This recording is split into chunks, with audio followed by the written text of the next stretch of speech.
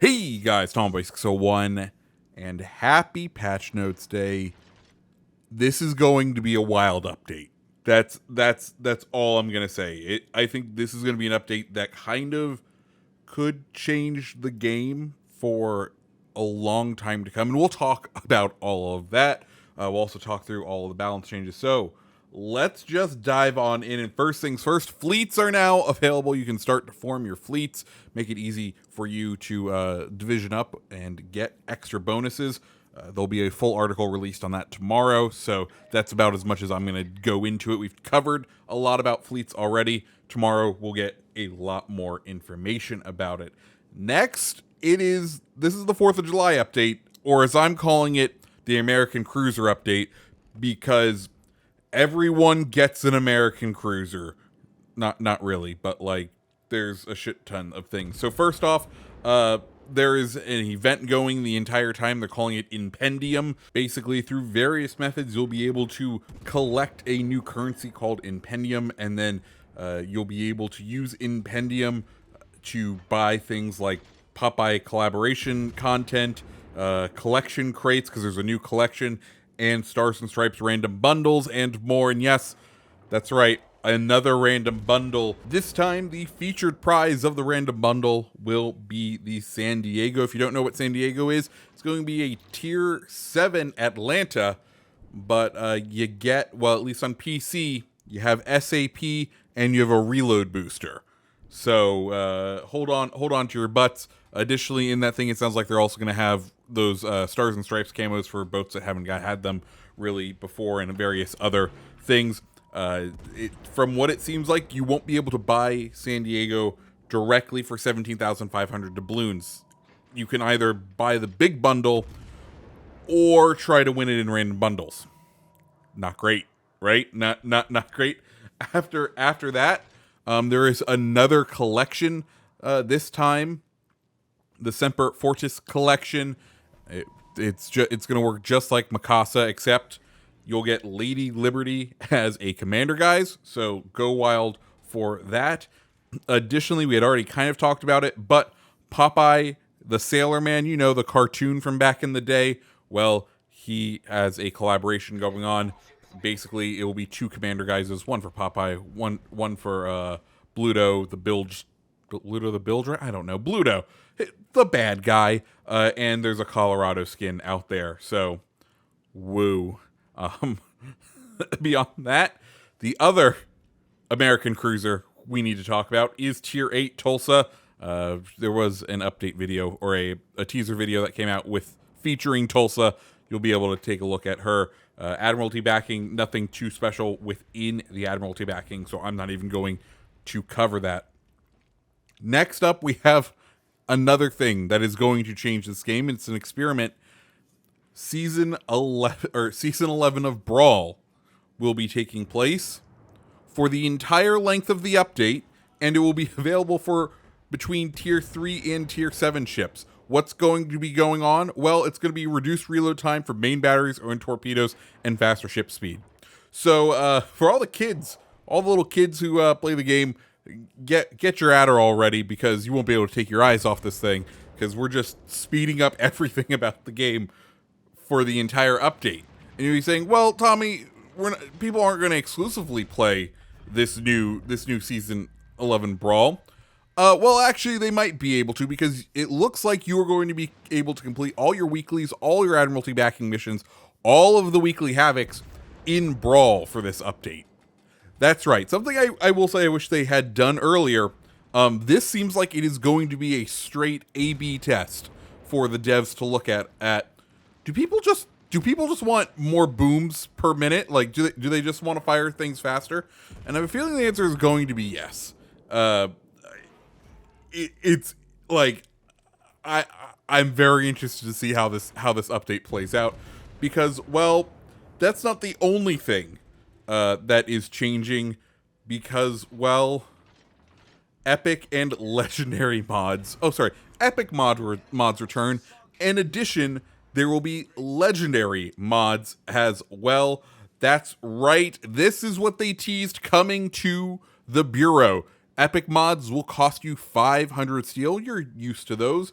But you can then further upgrade these epic mods into legendary mods for 2,000 steel, so 2,500 steel. And you may be saying, Tommy, what does that do? Well, legendary skills boost whatever the trait was that the epic mod boosts even more for each kill you get. So for example, the gunfire control mod, right now you got that extra 2% every 30,000 damage, and now the legendary boost on top of that is an additional 5%, 5% main battery damage. Kind of crazy, especially if you're, I don't know, a battleship, and you kind of run Arthas, and you run, some of the other cheese kind of commanders. If you're nearing Kraken territory, you're looking at like an additional, 25% plus, let's call it another, 6%, 30% extra damage on top of if you run Arthas. Like, there's going to be some broken ass builds. And here's the crazy thing. I don't know if this is going to be a good thing or a bad thing. Part of me says what this is going to do is it is going to lock out the upper tiers to the long-term players, because the long-term players that have steel in their reserves, those are going to be the ones who can afford to put it on multiple boats, or people are going to hyper specialize into singular boats.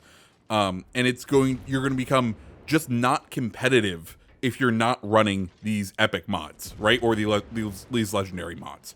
That's where we're headed. Now, is this a good thing for tier 7, 8, and legendary?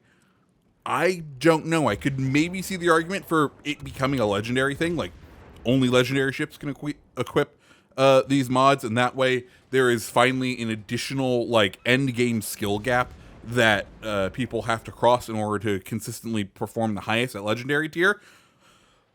But I have a feeling it's going to really change the game, and I don't know if it's going to be for the best. We are going to just have to wait and see, because I really don't know. And this is a big meta change, guys. I think this is a massive change to the meta. But I could also just be wrong. I could just be overthinking this. Let me know down in the comments below if you're liking these patch notes. Make sure you hit the like button, hit the subscribe button. Beyond that, some other things. Stellar Clash content is back, in addition to some brand new skins. Republic, looking gorgeous with her new future skin. Haikuru and Minotaur as well. Italian destroyers will be researchable, as we would kind of come to expect with them being in early access last update. They are now fully fully researchable. So get out there, grind them. I've had fun with them. They're definitely a bit of a challenge to play. New GXP ships, that's right. Republic and ZF6 returning permanently for both doubloons and for GXP. So good to see those boats out there. And those are all of the patch notes, but we're not done yet, because we need to now get into the balance changes, because there are some pretty hefty balance changes. First off, kind of an Italian rework. Just kind of out of the bat. First off, Italian battleships receiving a wide swath of changes. And you know what? I thought they were going to nerf them into ground. I think these changes are going to make them just extra spicy. So for pretty much all Italian battleships, you can expect the following changes. Secondary battery firing range, it's going up. Visibility when firing in smoke is going down. HP also going down. Damage output from main and secondary batteries has been slightly reduced. And then Italian battleships are getting improved pen angles on their AP. Overall, I think Italian battleships as a line are going to become a little bit more spicy and a little bit more fun. Additionally, our one of the premiums, Marco Polo, is getting a little bit of a differentiation. She's getting improved firing range, going from 16.7 kilometers out to 17.1. So cool to see her getting a little bit of a change. But that's not the only thing that is changing, because Italian commanders are getting a slight rework as well. Campione, he's too popular, so his base trait or he's not popular enough, so they're boosting it from 4% to 5%. Paolo Di Ravel, sadly, he is a little bit too powerful. His base trait is being reduced from 6.5 to 5.5%. Artisan's Touch is getting a slight rework. The Battleship AP penetration multiplier is being reduced down to a max of 5%.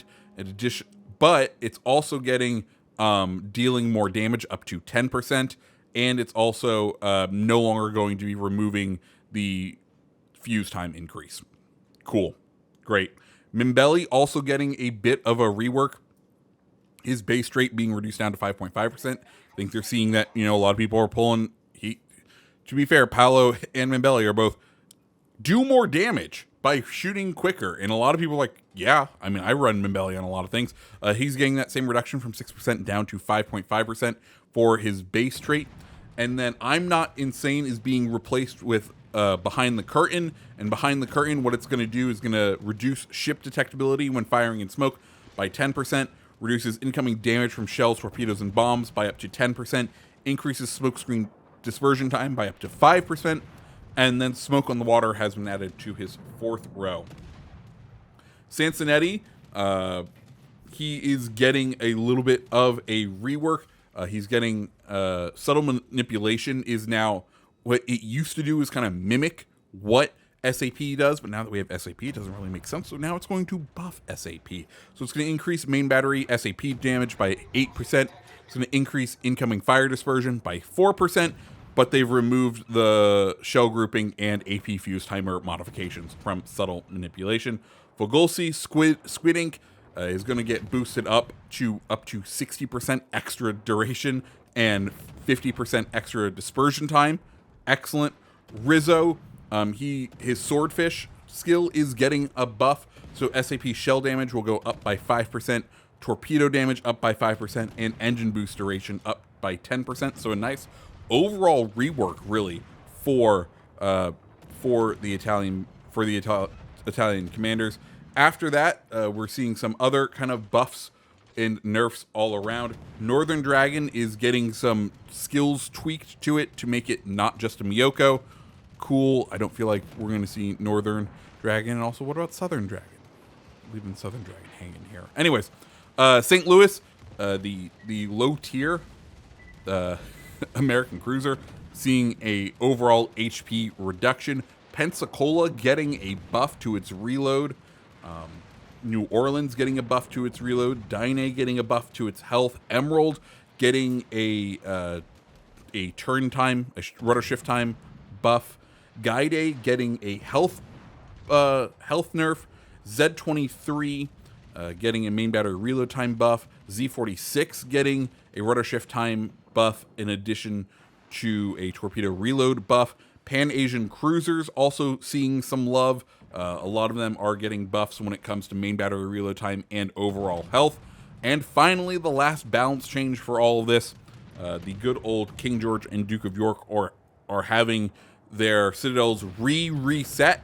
If you didn't know, Duke of York and King George V used to be incredibly hard ships to citadel. Then they realized there's an error in their armor. They've since then modified that error, but then they became incredibly easy to citadel. So they found a way to re-armor it or re-get it into its correct place so that it maintains its old amount of difficulty to citadel, which is a good change.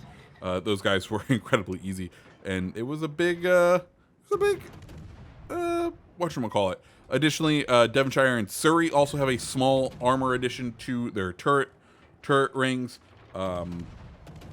There's just some other little minor changes here and there, but beyond that, guys, that is this update.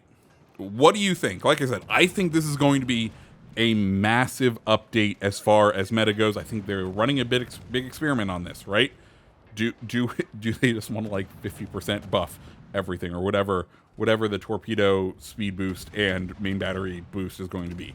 Like, do people just want more things more quicker? We will just have to wait and see. Do they want more chaos? I have no idea. Anyways, guys, if you like the video, hit the like button, hit the subscribe button, and I hope you have a fantastic rest of your day. See ya.